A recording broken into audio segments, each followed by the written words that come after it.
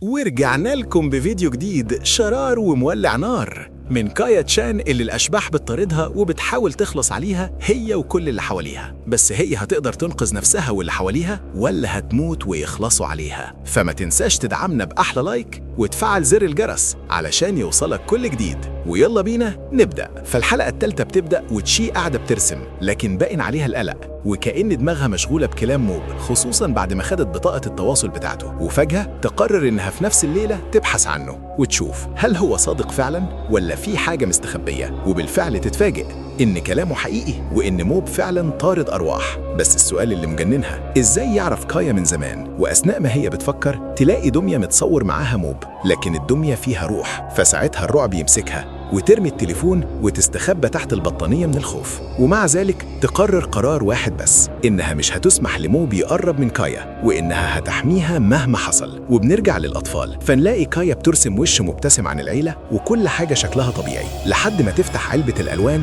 وتكتشف إن اللون الأسود اختفى. ومش بس هي، ده كل الأطفال فقدوا اللون الأسود من علبهم. وساعتها الكل يبدأ يتفهم إن في سارق.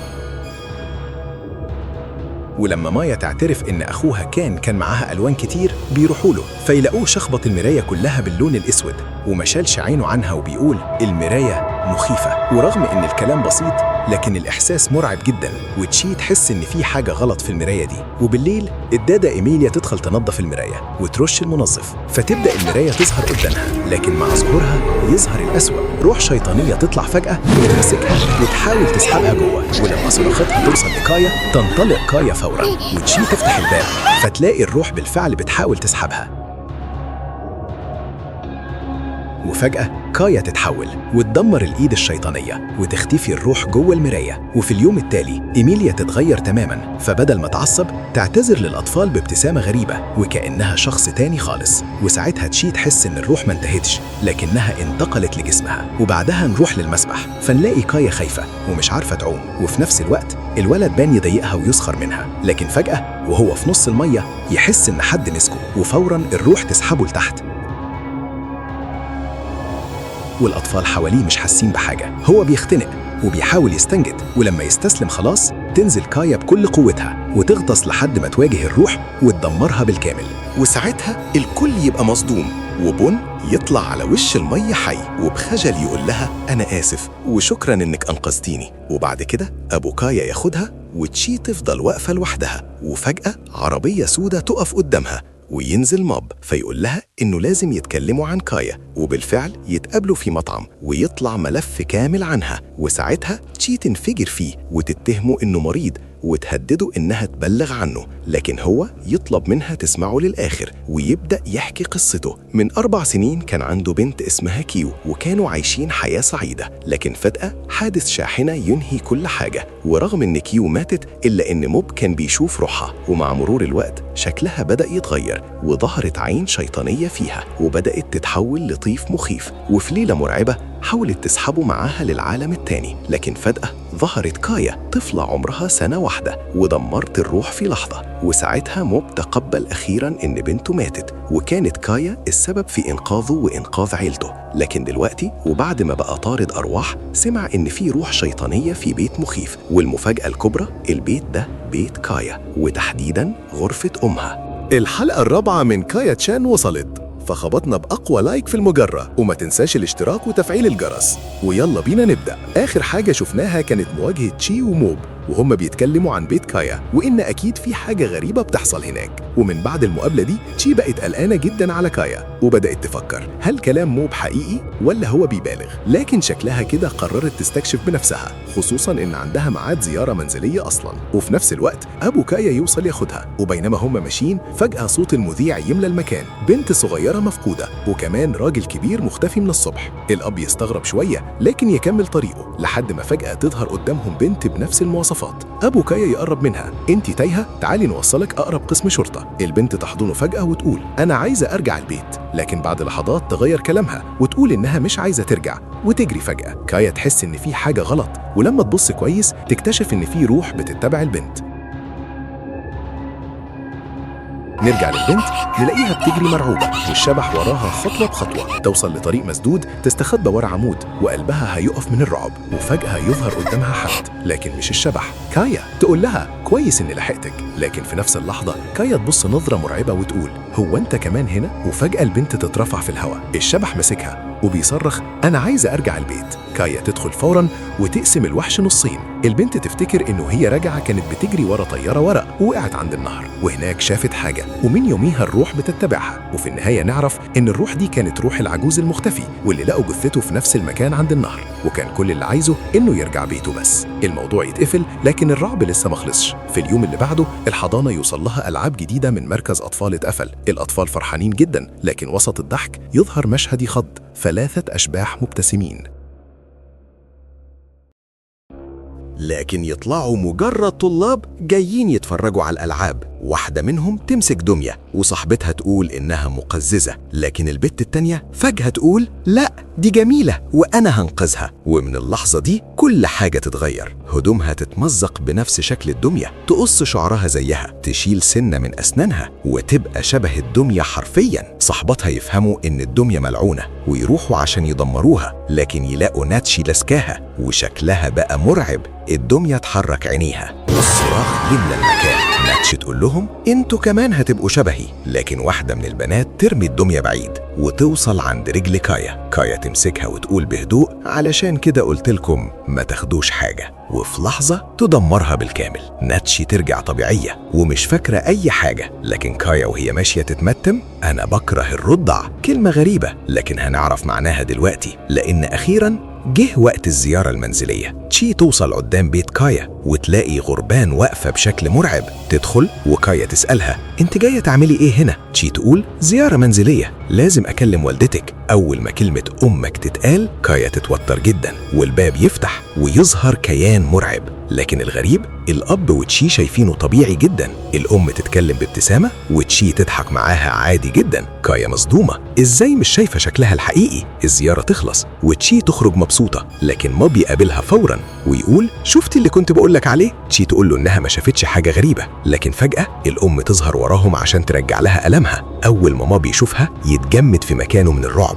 بعد ما تمشي يقول لتشي بصوت مرعب انت ما شفتيش اللي انا شفته، ويكشف الصدمة الحقيقية. الروح الشيطانية مش مسيطرة على الام لكن على الجنين اللي في بطنها، يعني المولود اللي جاي ممكن يتولد طيف. تشي تفتكر كلام كايا امي مش زي باقي الامهات، ومابي يوضح ان جسم الام محمي لكن الروح جوه الجنين نفسه، وعشان كده كايا مش قادرة تدمرها. وهنا نفهم ليه قالت انا بكره الرضع، لان اللي جاي مش طفل عادي. وبعد الأحداث الغريبة اللي حصلت قبل كده، وفي يوم من الأيام كانت كايا قاعدة بتستعد للمدرسة، وفجأة والدها بيقول لها انت ناقصك حاجة؟ فترد عليه وتقول إزازة المية اللي انت نسيتها. وبينما كانت كايا قاعدة عند الدرج وسارحة تماما، كانت بتسأل نفسها هو الوضع ده هيفضل مستمر كده؟ وفي اللحظة دي والدها بيرجع ويقول لها انه جاب لها الإزازة وحط لها فيها شاي كمان، لكن مفيش أي رد فعل منها. ولما فتح الباب وقال لها يلا بينا يا كايا، ساعتها حست قد ايه هي محظوظة ان والدها لسه معاها وخرجت معاه. لكن السؤال هنا، هل كايا هتفضل على الحالة دي؟ وبعدها نكتشف ان النهاردة عندهم رحلة مدرسية وهيستخدموا القطار. وبينما كايا كانت بتطلع،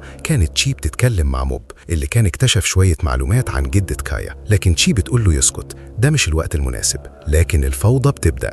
كل الأطفال عايزين حاجة، واحد عايز يدخل الحمام والتاني عايز عصير، وتشي بدأت تفقد أعصابها. ولونا بتقول لها روحي ساعديهم. وأخيرا بيدخلوا القطار وبيطمنوا إن كل الأطفال موجودين، لكن فجأة يظهر عجوز مستفز ويبدأ يقول إحنا الكبار بندفع تذاكر وانتوا عيال راكبين ببلاش، قوموا من على الكراسي. رغم إن القطر كله فاضي، والدادة كانت متضايقة جدا لأنهم دافعين التذاكر فعلا، لكنهم قرروا يتجاهلوه. العجوز قعد وشخصيته كانت مستفزة لأقصى درجة. ولما القطر دخل النفق، الدنيا بتظلم فجأة وظهرت أرواح في كل مكان، جثث وأشكال مرعبة. الكل اتجمد من الرعب، وتشي كانت شايفة كل حاجة وبتسأل إيه اللي بيحصل؟ كايا قالت لها بهدوء عشان كده ما قدرتش أخرج، بس ما تقلقيش الأرواح مش هتعمل حاجة. لكن العجوز كان مرعوب حرفياً. ولما القطر وقف في محطة كايا قالت له ما تنزلش، لكنه زقها ونزل فورا. كان فاكر إنه نجا بنفسه، لكن المفاجأة المحطة دي كانت في العالم السفلي، وظهر وراه روح شيطانية شكلها مش ناوياله على خير. وبنرجع للقطار، الأرواح اختفت وموب بيكلم تشي ويقول لها إنها كانت فعلا في العالم السفلي، وتكتشف إنها في المحطة العادية دلوقتي، لكن هتتأخر 3 ساعات على المجموعة. وبينما كانت بتفكر تاخد تاكسي،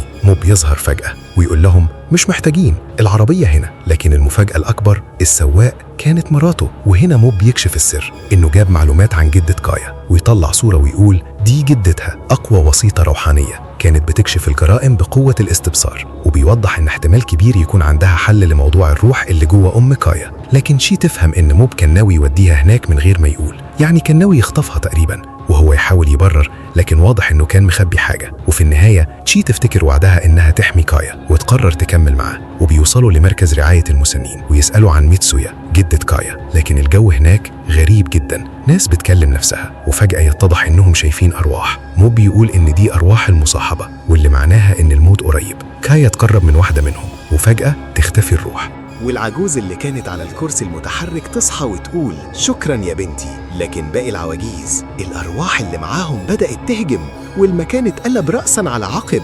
مو بيسحبهم ويهرب ويشرح إن اللي بيحصل اسمه حالة المصاحبة، وإنهم لما يشوفوا حد يقدر يطرد الأرواح بيطمعوا يعيشوا أكتر. ويقول لتشي إن جدة كايا في آخر الطرقة. وبنرجع للمواجهة الحقيقية، مو بيضحي بنفسه قدام العواجيز، وفجأة صوت عجوزة تصرخ توقفوا، الأرواح تختفي. وموتسويا جدة كايا هي اللي طردتهم. قوتها كانت مرعبة، ولما دخلت غرفة كايا حصل صمت مرعب. ولما كايا لفت وشها ملامحها كانت غريبة مرعبة، كأنها شخص تاني. موتسويا بدأت تعيط وتقول إيه اللي حصل لنانا؟ لو حد لازم يتعاقب اقتليني أنا. وتشي كانت مصدومة من الكلام ده، والنظرات بين كايا وجدتها كانت مرعبة لدرجة إن كايا أغمي عليها فجأة. وبعدها كايا بتفوق لكن مش فاكرة حاجة، وكأن كل اللي حصل اختفى من ذاكرتها. مو بيقول إن الأفضل ما يحكوش لها دلوقتي، لكن هو ناوي يرجع لجدتها ويفهم الحقيقة. وفي النهاية كايا بتتصرف طبيعي جدا وكأن مفيش حاجة حصلت. لكن تشي كانت فاكرة شكلها في الغرفة، وكان واضح إنها كانت شخص تاني تماما. يا ترى إيه السر اللي ورا قوة كايا؟ وليه جدتها كانت مرعوبة بالشكل ده؟ وإيه حقيقة اللي ساكن جواها؟ تاني يوم بتبقى كايا في الحضانة، لكن تشي بتبقى مش قادرة تنسى اللي حصل امبارح. وجدة كايا كانت بتكلم مين وبتقوله لو هتقتل حد اقتلني أنا. وفي الوقت ده بتكون المدرسة بتزعق لكايا على الرسمة اللي رسمتها لأنها مرعبة، وبتقول لها ما ترسمش حاجة من خيالها. لكن اللي بيبقى محدش عارفه إن كل اللي في رسمة ده حقيقي، والأشباح موجودة فعلا، ممكن تظهر لك في أي وقت. وبعد فترة بيكون موب موجود في المركز التجاري عشان بيراقب كايا من بعيد من غير ما تحس بيه. لكن بسبب إن المكان موجود فيه ناس كتير، كايا بتختفي فجأة من قدامه. بيتحرك موب بسرعة عشان يدور عليها، بيلاقيها واقفة لوحدها ووالدها مش معاها. لكن كايا بتنادي على موب وبتقول له تعالى أنا مش لاقية والدي. فبيتفاجأ موب وبيبقى كده لازم يدور معاها على والدها. فجأة المركز التجاري بيبقى مفيش فيه أي حد وبيكون فاضي، لكن كايا بتقول له أنا لقيت والدي. فبيروح وراها وبيدخلوا محل هدوم مش بيلاقوا حد، والمكان بيبقى فيه حاجة غريبة. فبتقول له كايا بص هناك. فبيبص موب بيلاقي ايد شخص خارجة وبتشاور ليهم. ساعتها موب بيحس انه خايف، لكن كايا بتجري على الايد. فبينادي موب ما تفتحيش الستارة، لكن بتفتحها كايا وتتفاجأ بإيد مقطوعة قدامها، لكنها بتبقى ايد الملكان. لكن ازاي كانت بتشاور لهم وهي مش ايد انسان اصلا؟ موب بيخاف بطريقه مش طبيعيه، لان اكيد في حد بيعمل فيهم كده، لكن مين ده وليه بيخوفهم؟ وفجاه بيلف بيلاقي الملكان وراه، فبيخاف وبيقع على الارض. بيقرب الملكان منه وبيقع عليه. بيخاف موب وبياخد كايا عشان يخرجوا من المكان، وبيحاول موب الخروج، بس بيكون في حاجات غريبه بتحصل. بيدخلوا المصعد وبيحاول ينزل موب للدور الاول، لكن المصعد بيبقى معطل. بيسمع صوت بيقول له احنا مش هنخرج من هنا. بتبقى كايا هي اللي بتتكلم، وبيتغير شكلها وبيقع شعرها على الارض، وبيبان انها مش كايا، وبتهجم عليه وخلاص بتبقى دي نهاية موب. لكن فجأة بيفتح أبواب المصعد وبتبقى كايا واقفة بره، فبيهجم الشبح عليها، لكن بضربة واحدة كايا بتدمره. وبتروح كايا لمكتب مساعدة الأطفال عشان يجي والدها ليجي ياخدها، لكن فجأة حد تاني اللي بيوصل، والموظفة بتروح لكايا وبتقول لها والدتك جت عشان تاخدك. فبتتفاجئ كايا أول ما بتسمع كده، وبتعرف إن ده الوحش، وبتهرب من الغرفة. لكن فجأة بتسمع كايا صوت والدتها، وبتقدر تشوفها عادي من غير ما تشوف الوحش اللي موجود معاها. لكن المفاجأة إنها مش أمها، دي تبقى خالتها واسمها نانا. وفي الوقت ده بيوصل والدها وبياخدها، وبيسأل نانا انت مين وليه أخدتي كايا؟ فبتقول له كايا دي خالتي نانا، فبيعرفها من الشبه اللي بينها وبين والدة كايا. فبتقوله نانا مش لازم يقول لاختها انه شافها، وبتمشي من المكان وبتبقى عايزه تروح لبيت اختها وتشوف ايه اللي بيحصل فيه عشان تخلص عليها. وتاني يوم فجأة واحد من الاطفال بيكسر مزهرية، فبتاخده المدرسة على غرفة العقاب. فبتسأل كايا ايه غرفة العقاب دي، فبتعرفها صاحبتها ان الغرفة دي اي حد بيروحها بيلاقي هناك شبح. فبتبقى كايا عايزه تروح تشوف ايه اللي بيحصل، فبتقول لها صاحبتها انا جايه معاكي. وبيوصلوا للغرفه وبيدخلوا، وبيبقى شكلها مخيف. وفجاه الباب بيتقفل وبتسمع كايا صراخ، فبتبص بتلاقي صاحبتها بتقول لها انا بخاف من الظلام. فبتروح كايا تولع النور، لكنها بتتفاجئ بوحش واقف قدام صاحبتها، لكن اول ما بتنور النور بيختفي. فبتطفي كايا النور، بتلاقي الوحش قريب من صاحبتها، فبيطرب الوحش من كايا وفجأة بيهجم عليها، لكن بتضربه كايا ضربة قوية في وشه، بيختفي من المكان. فجأة الباب بيتفتح وبتبقى تشي، وبتلاقي كايا وصاحبتها بتعيط، وفجأة بتدخلهم هما الاتنين الغرفة، لكنها بتديهم حلوى وبتخليهم يتصالحوا مع بعض. وفي الأثناء دي بتبقى نانا مع والدتها، وبتعرفها إن أختها لسه عايشة، لكن بتقول لها أمها تهرب بحياتها وما تفكرش في أختها لأنها ماتت بعد ما خلفت. وبتبقى نانا عايزة تخلص على كايا لأن أمها اتغيرت فجأة بسببها. وفي الوقت ده بيبقى موب بيكلم شخص غريب، وده بيكون المعلم بتاعه، وبيحذر موب من كايا لأنه في خطر وهيحصل له حاجة في أي وقت. ولو انت متحمس زينا اشترك في القناة، فعل الجرس واضرب اللايك ده، وما تنساش تصلي على النبي. ونشوفكم الحلقة الجاية. سلام.